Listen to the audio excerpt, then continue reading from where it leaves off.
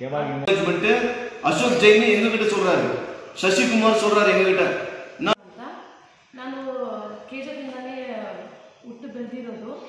ನಾನು ಸುಮತಿ ಜೈನ್ ಸ್ಕೂಲಲ್ಲಿ ಕೆಲವು 2021ಇಂದ 25 ತನಕ ವರ್ಕ್ ಮಾಡಿದೆ.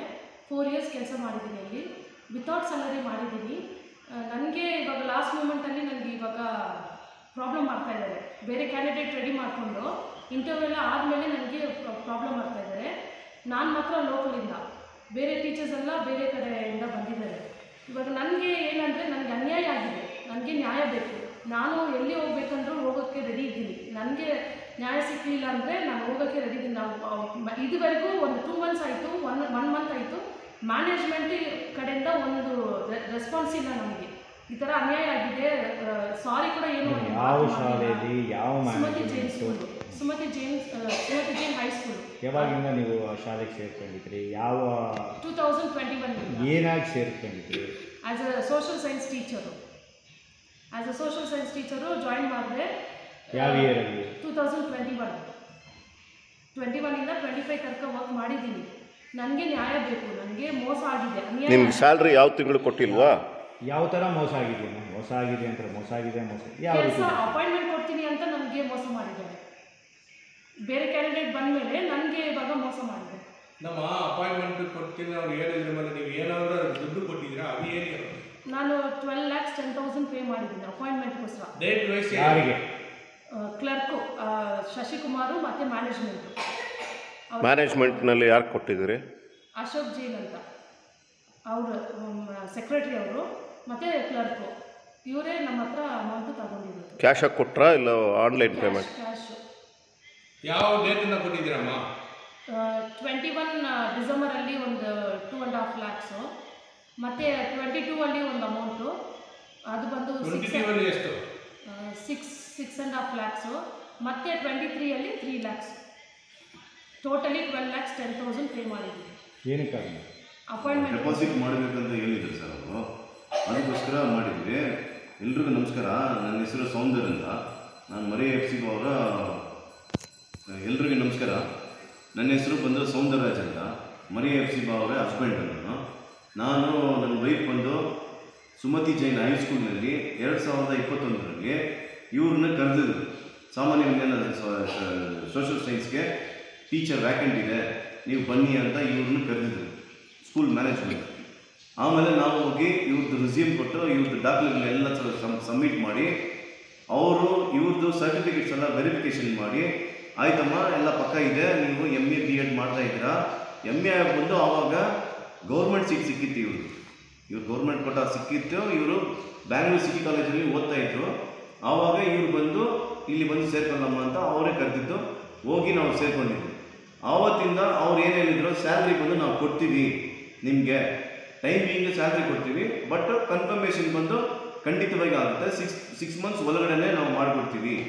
ನಮಗೆ ಬಂದು ಅಮೌಂಟ್ ಬಂದು ಖರ್ಚೇ ಆಗುತ್ತೆ, ನೀವು ಇಷ್ಟು ಅಮೌಂಟ್ ಬಂದು ಡೆಪಾಸಿಟ್ ಮಾಡಬೇಕು ಅಂತ ನಮಗೆ ಹೇಳಿದರು. ಆಮೇಲೆ ಎಷ್ಟು ಸರ್ ಅಂದರೆ, ಎಷ್ಟು ಅಂದರೆ ಇವಾಗ ಒಂದು ಅಮೌಂಟ್ ಡೆಪಾಸಿಟ್ ಮಾಡಿ, ಆಮೇಲೆ ಒಂದು ಅಮೌಂಟು ನಾವು ಕೇಳ್ತೀವಿ, ಕನ್ಫರ್ಮೇಷನ್ ಆದಮೇಲೆ ಖರ್ಚಿಗಿದೆ, ಆಮೇಲೆ ನಾವು ತೊಗೊತೀವಿ ಅಂತ ಹೇಳಿದರು ಮ್ಯಾನೇಜ್ಮೆಂಟ್. ಅದ್ರ ಪ್ರಕಾರ ನಾವು 2,50,000 ಬಂದು ಡಿಸೆಂಬರ್ 2021ಅಲ್ಲಿ ಕೊಟ್ಟಿದ್ವಿ. ಬೈ ಆರ್ಟ್ ಕ್ಯಾಶ್ ಸ್ಕೂಲ್ ಒಳಗಡೆ ನಾವು ಕೊಟ್ಟಿದ್ವಿ. ಆಮೇಲೆ 2022 ಜೂನಲ್ಲಿ 6,60,000 ಕೊಟ್ಟಿದ್ವಿ ನಾವು. ಕೇಳಿದ್ರು, ಇಲ್ಲಮ್ಮ ಇಲ್ಲಿ ಇವಾಗ ಅಮೌಂಟ್ ಕೇಳ್ತಾ ಇದ್ದಾರೆ, ಇದು ಮೈನಾರಿಟಿ ಸರ್ಟಿಫಿಕೇಟ್ ಮಾಡಬೇಕು, ನಿಮಗೆ ಪ್ರಾಸೆಸ್ ಎಲ್ಲ ನಡಿಬೇಕು, ಇವಾಗ ಸುಮ್ಮನೆ ಹೋದರೆ ಅಲ್ಲೆಲ್ಲ ನಡೆಯಲ್ಲ, ಫೈಲ್ ಮೂವ್ ಮಾಡಬೇಕು, ಇವೆಲ್ಲ ಇದೆ ಅಂತ ಹೇಳಿ, ಯಾರೋ ಇವರು ಶಶಿಕುಮಾರ್ ಮತ್ತು ಸೆಕ್ರೆಟರಿ ಅಶೋಕ್ ಜೈನ್ ಇಬ್ಬರು ಸೇರಿ ಈ ಥರ ಎಲ್ಲ ಖರ್ಚಾಗುತ್ತಮ್ಮ, ನಾವು ಸುಮ್ಮನೆ ಮೂವ್ ಮಾಡೋಕ್ಕಾಗೋದಿಲ್ಲ, ನೀವು ಕಾಸು ಕೊಟ್ಟರೆ ಡೆಪಾಸಿಟ್ ಮಾಡಿದ್ರೇ ನಾವೆಲ್ಲ ಈ ಫೈಲ್ಗಳು ಮೂವ್ ಮಾಡೋಕ್ಕೆ ಸಾಧ್ಯ ಅಂತ ಹೇಳಿ ಮತ್ತೆ 6.6 lakhs ತಗೊಂಡ್ರು. ಆಮೇಲೆ ಇಲ್ಲ ಬೇರೆಯವರೆಲ್ಲ ಬರ್ತಾ ಇದ್ದಾರೆ, ಎಕ್ಸೆಸ್ ಬರ್ತಾ ಇದೆ ನಮಗೆ, ಅವೆಲ್ಲ ನಾವು ಸರಿ ಮಾಡಬೇಕು, ಬ್ಯಾಲೆನ್ಸ್ ಮಾಡಬೇಕು, ನಮಗೆ ಖರ್ಚಾಗ್ತಾ ಇದೆ, ಅವ್ರನ್ನ ಇದು ಮಾಡಬೇಕು ಅಂತ ಹೇಳಿ ಮತ್ತೆ ಒಂದು 3 ಲಕ್ಷ ತಗೊಂಡು 2023 ಮಾರ್ಚಲ್ಲಿ ಇವೆಲ್ಲ ಸೇರಿ 12,10,000 ತಗೊಂಡಿದ್ದಾರೆ ನಮ್ಮ ಹತ್ರ.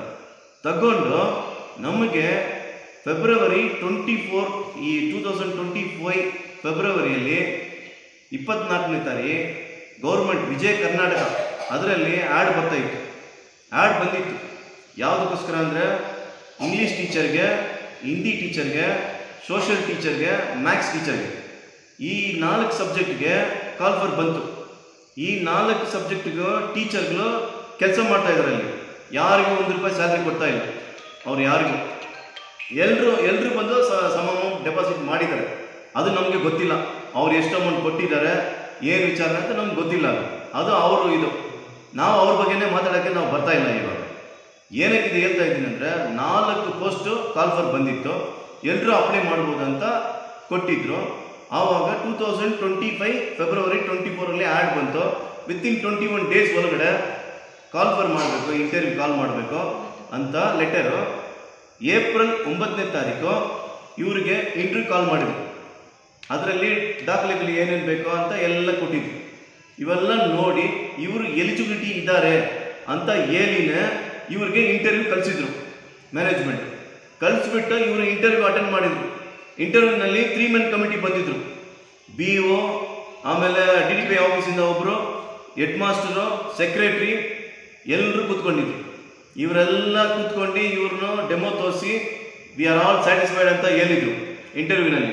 ಹೇಳಿ ಕಳಿಸ್ಬಿಟ್ಟು 1 ವಾರ ಆದಮೇಲೆ ಯಾರೋ ಶಶಿ ಕಾಲ್ ಮಾಡ್ತಾರೆ ನಮಗೆ, ಈ ಥರ ಬಂದು ನಿಮ್ದು ಆಗ್ತಾ ಇಲ್ಲ, ನಿಮ್ಮದು ಬಂದು ಪ್ರಾಬ್ಲಮ್ ಬರ್ತಾ ಇದೆ ಅಂತ. ಏನಕ್ಕೆ ಸರ್ ಪ್ರಾಬ್ಲಮ್ ಬರ್ತಾ ಇದೆ ನಾವು ಕೇಳಿದ್ವಿ. ಇಲ್ಲ ಏನೇನೋ ಪ್ರಾಬ್ಲಮ್ ಬರ್ತಾ ಇದೆ, ನಿಮ್ಮದು ಆಗೋದಿಲ್ಲ ಅಂತ ಹೇಳ್ತಾ ಇದ್ದಾರೆ. ನಮಗೆ ಬಂದು ನಾವು ಕಾಸು ಡೆಪಾಸಿಟ್ ಮಾಡಿ ಅಂತ ಹೇಳಿದ್ರು, ಡೆಪಾಸಿಟ್ ಮಾಡಿದ್ದೀವಿ. ಇವು ವೆಯ್ಟ್ ಮಾಡಿ ಅಂತ ಹೇಳಿದ್ರು, ವೆಯ್ಟ್ ಮಾಡಿದ್ವಿ. ಇಂಟರ್ವ್ಯೂ ಬಂತು, ಇಂಟರ್ವ್ಯೂ ಅಟೆಂಡ್ ಮಾಡಿದ್ದಾರೆ, ಎಲ್ಲರೂ ಸ್ಯಾಟಿಸ್ಫೈಡ್ ಅಂತ ಹೇಳಿದ್ದಾರೆ.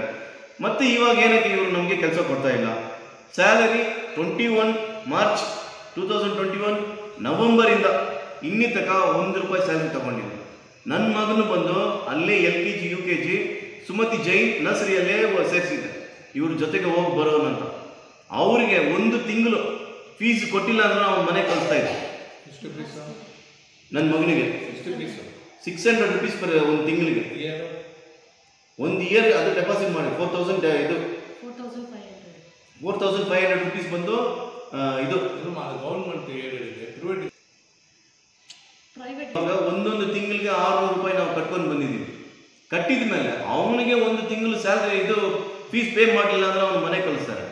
4 ವರ್ಷ ಕೆಲಸ ಮಾಡಿದ್ದಾರೆ, ₹1 ಸಂಬಳ ಕೊಟ್ಟಿಲ್ಲ ಇನ್ನೂ ತನಕ. ನಮಗೆ ನ್ಯಾಯ ಬೇಕಾ ಇಲ್ವಾ?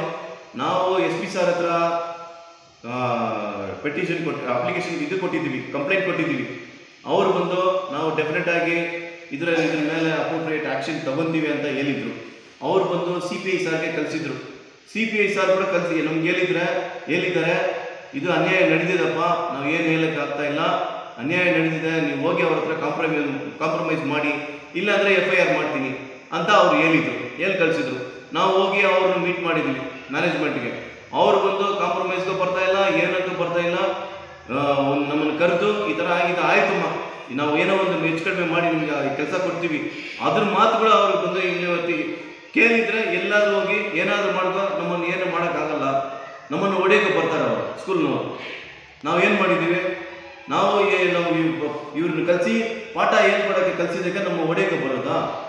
ಈ ಥರ ಹೇಳಿದ್ರೆ ಇದು ಬಂದು ಈಗ ನೆಕ್ಸ್ಟು ನೀವು ಏನು ಮಾಡೋಕ್ಕೆ ಹೋಗ್ತೀವಿ? ಇವಾಗ ನಾವು ಬಂದು ನಮಗೆ ಬಂದು ನನ್ನ ವೈಫ್ಗೆ ಕೆಲಸ ಬೇಕೇ ಬೇಕಾಗಿ 4 ವರ್ಷ ಕೆಲಸ ಮಾಡಿದ್ದಾರೆ. ಇವರು NCC ಇನ್ಚಾರ್ಜ್ ಆಗಿದ್ದಾರೆ, NCCಗೆ ಇನ್ಚಾರ್ಜ್ ಆಗಿದ್ದಾರೆ. ಎಲ್ಲ ಪ್ರಾಜೆಕ್ಟ್ ಎಲ್ಲ ಹೋಗಿ ಮಾಡಿದ್ದಾರೆ. ಸೆಂಟ್ ಮೇರಿಸಲ್ಲಿ 1 ವರ್ಷ ಇಂಟರ್ನ್ಶಿಪ್ ಕಲಿಸಿದ್ದಾರೆ ಅವರು ಸುಮತಿ ಜೈನ್ ಹೈಸ್ಕೂಲಿಂದ. ಮತ್ತು ಎವ್ರಿ ಇಯರ್ ಬೋರ್ಡ್ ಎಕ್ಸಾಮ್ಗೆ ಇವ್ರಿಗೆ ಸೋಷಿಯಲ್ ಸೈನ್ಸ್ ಎಕ್ಸಾಮಿನೇಷನ್ಗೆ ವ್ಯಾಲ್ಯೂಯೇಷನ್ಗೆ ಕಳಿಸ್ತಾ ಇದ್ರು. ನಮ್ಮ ಹತ್ರ ಎಲ್ಲ ದಾಖಲೆಗಳಿದೆ, ಎಲ್ಲ ಸರ್ಟಿಫಿಕೇಟ್ ಇದೆ, ಆಲ್ ಟಿಕೆಟ್ ಇವ್ರಿಗೆ ಅವ್ರು ಕಳಿಸಿರೋದು ಐಡೆಂಟಿ ಕಾರ್ಡು, ಆಮೇಲೆ ಅವ್ರು ಕಳಿಸಿರೋ ಲೆಟರು, ಎವ್ರಿಥಿಂಗ್ ವಿ ಹ್ಯಾವ್. ನಾವು ಇವಾಗ ನಮಗೆ ನ್ಯಾಯ ಬೇಕು, ವಿ ವಾಂಟ್ ಜಸ್ಟಿಸ್, ಅಷ್ಟೇ ನಮಗೆ ಬೇಕಾಗಿರೋದು. ನಾವು ಎಲ್ಲಿ ಬೇಕಾದರೂ ಹೋಗಿ ನಿಂತ್ಕೊತೀವಿ, ಬೇರೆ ಎಲ್ಲಿ CM ಹತ್ರ ಕೂಡ ಹೋಗಿ ನಿಂತ್ಕೊಂಡ್ರೆ ನಾವು ನಿಂತ್ಕೊತೀವಿ. ನೆಕ್ಸ್ಟು ದೂರು ಎಲ್ಲಿ ಕೊಡಕ್ಕೆ ಹೋಗ್ತೀವಿ? ನಾವು ಈಗ ನೀವು BO ದೂರು ಕೊಟ್ಟಿದ್ದೀರಾ? ನಾವು BOಗೆ ಲೆಟರ್ ಕೊಟ್ಟಿದ್ದೀವಿ, ನಮ್ಗೆ ಈ ಥರ ಅನ್ಯಾಯ ಆಗಿದೆ ಅಂತ. ಅವರು ಇನ್ನೂ ತನಕ ನಮಗೆ ಏನೋ ಒಂದು ರೆಸ್ಪಾನ್ಸ್ ಕೊಟ್ಟಿಲ್ಲ. DDP ಸರ್ಗೆ ಕೊಟ್ಟಿದ್ದೀವಿ, ಅವರು ಕೂಡ ನಮ್ಮನ್ನು ಕರೆದು ಇನ್ನೂ ಏನೇ ಅಂತ ಕೇಳಿಲ್ಲ. ಇವಾಗ ಕೊನೆಯಲ್ಲಿ ನಾವು ಹ್ಯೂಮನ್ ರೈಟ್ಸು ನಾವು ಗೂಗಲಲ್ಲಿ ಸರ್ಚ್ ಮಾಡಿ ನಾವು ಇವರು ಸಾಹೇಬ್ರ ಹತ್ರ ಬಂದಿದ್ದೀವಿ. ಇವ್ರು ಸಾಹೇಬರು ನಮ್ಮನ್ನು ಕೇಳಿಬಿಟ್ಟು ಈ ಲೋಕಲ್ನಲ್ಲಿ ಹುಟ್ಟಿ ಬೆಳೆದು MA BEd ಓದಿ ಇವ್ರಿಗೆ 4 ವರ್ಷ ಕೆಲಸ ಮಾಡಿ ಇವ್ರಿಗೆ ಒಂದು ರೂಪಾಯಿ ಸಂಬಳ ಕೊಟ್ಟಿಲ್ಲ, ಇವ್ರಿಗೆ ಕೆಲಸನ ಕೊಡೋಕ್ಕೆ ಇವ್ರಿಗೆ ಇದಿಲ್ಲ ಅಂತ ಇವರು ಇದಾಗಿ ನಾವು ಇವ್ರನ್ನ ಕರ್ಕೊಂಡು ಬಂದು ಇವಾಗ ನಿಮ್ಮ ಮುಂದ್ಗಡೆ ಕೂತ್ಕೊಂಡಿದ್ದೀವಿ ಸರ್. ನಮಗೆ ನೀವು ಖಂಡಿತವಾಗಿ ನ್ಯಾಯ ಇಸ್ಕೊಡ್ತೀರಾ, ನ್ಯಾಯ ನಮಗೆ ಕೊಡ್ತೀರಾ ಅಂದ್ಬಿಟ್ಟು ನಾವು ನಿಮ್ಮ ಮುಂದ್ಗಡೆ ನಾವು ಕೂತ್ಕೊಂಡಿದ್ದೀವಿ. ದಯವಿಟ್ಟು ನಮಗೆ ಜಸ್ಟಿಸ್ ಬೇಕೋ ನೀವು ಮಾಡಿಕೊಡ್ತೀರಾ. ನನ್ನ ಕೆಲಸ ನನ್ನ ವೈಫ್ಗೆ ಸುಮತಿ ಜೈನ್ ಹೈಸ್ಕೂಲ್ನಲ್ಲೇ ಕೆಲಸ ಬೇಕು ಸರ್. எப்படி நீ இவ்வளோ பாடம் நடத்தி வச்ச ஸ்கூலில் 4 வருஷமா நீ எப்படி இது போர்டு எக்ஸாமுக்கு நீங்கள் வேல்யூவேஷனுக்கு அனுப்புனீங்க என்கிட்ட இருக்குது. கர்நாடகா கவர்மெண்ட்டு மல்லேஸ்வரம்லேருந்து எங்களுக்கு ஐடென்டிஃபிகேஷன் கார்டு வந்திருக்கு, வித்து இது வந்திருக்குது எங்களுக்கு அந்த கரெக்ஷன் வந்து லெட்டர் என்கிட்ட இருக்குது. ப்ளஸ் NCCக்கு இவங்க எலிஜிபிலிட்டி இல்லை. எப்படி நீ NCCக்கு இன்சார்ஜாக வச்சிருங்க? 4 வருஷமா நீ எப்படி NCCக்கு எலிஜிபிலிட்டியை வச்ச? இன்டர்ன்ஷிப்க்கு சென்ட் மேரிஸ்க்கு 1 வருஷமா Sumathi Jain high school through Sumathi Jain high school எப்படி அனுப்புனீங்க ஸ்கூல் மேனேஜ்மெண்ட்? இது கேட்டாக்கா நாங்கள் வந்து எலிஜிபிலிட்டி இல்லை அப்படின்னு சொல்லிட்டு நீங்கள் சொல்கிறீங்க. அவங்க எப்படி அப்ரூவல் ஆனாங்க அப்படின்னு கேட்டால் அவங்க மினிஸ்டர் லெவல்லேருந்து வந்தாங்க, அவங்க MLA லெவல்லேருந்து வந்தாங்க அப்படின்ட்டு ஸ்கூல் மேனேஜ்மெண்ட்டு அசோக் ஜெயின் எங்ககிட்ட சொல்கிறாரு, சசிகுமார் சொல்கிறாரு எங்ககிட்ட. உங்களால் வந்து அந்த லெவலுக்கு போக முடியாது, உங்களால் அதெல்லாம் பண்ண முடியாது அப்படின்னு சொல்கிறாரு. ஆமாம், எங்களால் அதெல்லாம் பண்ண முடியாது, எங்களுக்கு கூட MLA வேணும், எங்களுக்கு கூட மினிஸ்டர் வேணும், எங்களுக்கும் அந்த மாதிரி வந்து இன்ஃப்ளூயன்ஸ் பண்ணுங்க. நாங்கள் வந்து சும்மா கேட்டுன்னு இல்லை, 4 வருஷமா வேலை பண்ணிக்கிறாங்க, 1 ரூபாய் சம்பளம் கொடுக்கல. நாங்கள் வந்து நியாயத்தை தான் கேட்டுக்கிறோம். நாங்கள் வந்து அநியாயமாக வந்து இப்போ பண்ணிக்கிறாங்க பாருங்க ஸ்கூல் மேனேஜ்மெண்ட்டு. வேற யாரையோ ஒருத்தர் இன்ஃப்ளூயன்ஸ் பண்ணி ஒரு பெரிய அஃபிஷியலோட பொண்ணு வந்து இன்டர்வியூக்கு வந்துச்சு இங்கே அப்படின்னு சொல்லிட்டு இவங்களை ஏற்றுட்டு அந்த பொண்ணை வந்து அந்த லேடியை வந்து அப்பாயின்மெண்ட் கொடுக்கணும்னு சொல்லிட்டு அந்த மாதிரி நாங்கள் கேட்டுன்னு இல்லை. இவங்க வந்து 4 வருஷமா வேலை பண்ணாங்க, 4 வருஷமா சம்பளம் இல்லை, 4 வருஷத்துக்கு she have got so many opportunities. இவங்களுக்கு ஒரு மந்த்தும் வந்து இவங்களுக்கு வந்த ஆப்பர்ச்சுனிட்டி கொஞ்சம் நெஞ்சம் இல்லை. எல்லாத்தையும் வேணாம் அந்த ஸ்கூல் மேனேஜ்மெண்ட்டே சொல்லிச்சு வேணாமா, நாங்களே கொடுக்குறோம் உங்களுக்கு அப்பாயின்மெண்ட்டு, நீ என்னத்துக்கு அங்கே இங்கேன்னு போகிற, உங்களுக்கு அப்பாயின்மெண்ட் கொடுக்குறேன்னு சொல்லி 4 வருஷமா இவங்களை ஏமாற்றி எங்களை இந்த நிலைமைக்கு எடுத்துன்னு வந்து இங்கே உட்கார வச்சுக்கிறாங்க. எங்களுக்கு வந்து நியாயம் வந்து கண்டிப்பாக வேணும் சார். நீங்கள் சேலரி கேட்கும் போது என்ன சொன்னாங்க? நாங்கள் சேலரி கேட்கும் எவ்வளோ கொடுத்தீங்க காசு அது சொல்லுங்கள். நாங்கள் வந்து 2021 வந்து இவங்க ஜாயின் பண்ணும்போதே வந்து அவங்க வந்து ஒரு அமௌண்ட் டெபாசிட் பண்ணணுமான்னு சொன்னாங்க. சரி சார் எவ்வளோ சார் பண்ணோன்னு கேட்டேன். இல்லை நீங்கள் எவ்வளோ பண்ண முடியுமோ அவ்வளோ பண்ணுங்க அப்படின்னு சொன்னாங்க.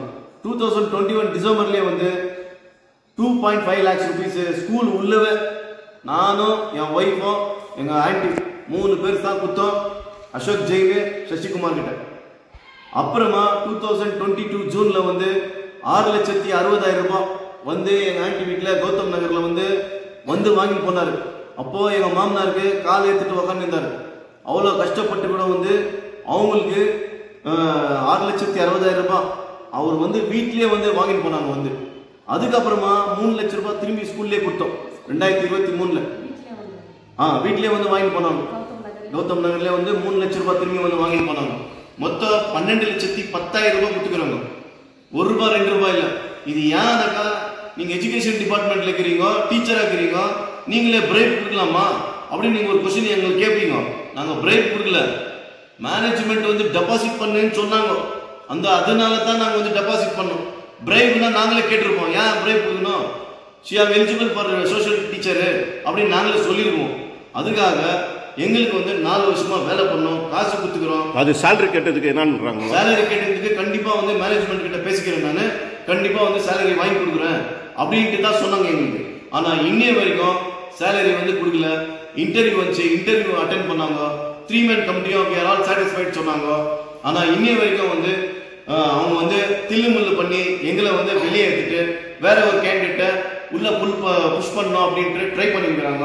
இதுக்காக வந்து நாங்கள் வந்து ಗೂಗಲ್ ಸರ್ಚ್ பண்ணி ಹ್ಯೂಮನ್ ರೈಟ್ಸ್ ಕಮಿಷನ್ கிட்ட வந்துக்கிறோம். ಇವತ್ತು ಮಾರ್ನಿಂಗ್ ನನ್ನ ಹತ್ರ ಬಂದಿದ್ದಾರೆ, ಮನೆಗೆ ಬಂದ ಮೇಲೆ ನಾನು ವಿಷಯ ಕೇಳ್ಕೊಂಡು ಏನಾಗಿದೆ, ಏನು ಸಿಚುವೇಶನ್ ಇದೆ ಸ್ಕೂಲ್ ಮ್ಯಾಟ್ರಲ್ಲಿ.